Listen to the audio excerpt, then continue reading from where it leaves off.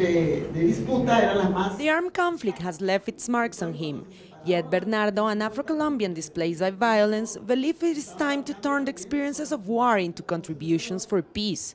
As a final peace deal nears, he writes down his proposal, hoping it will reach the FARC and government negotiators in Havana. The positive impacts that the post-conflict might bring must be reflected in a better quality of life for our people. That includes getting back our land and finally ending the discrimination that we've been victims of. We don't want racism to have any part in our lives anymore.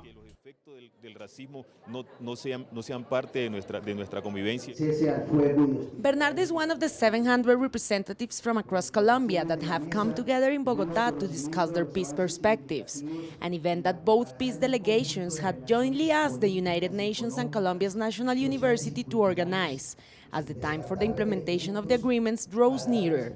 We will hear concrete suggestions on how to best go about it, and having those concrete, very practical suggestions from the people who are most affected by the conflict is critical to ensure that the negotiators come up with a good work plan on how to make these tremendous agreements a reality for those who are most suffering from the absence of peace. One of the main issues being addressed is the bilateral and definitive cessation of hostilities. This is a point that social organizations want the government to commit to, given that the FARC has been implementing its own unilateral ceasefire for over 6 months.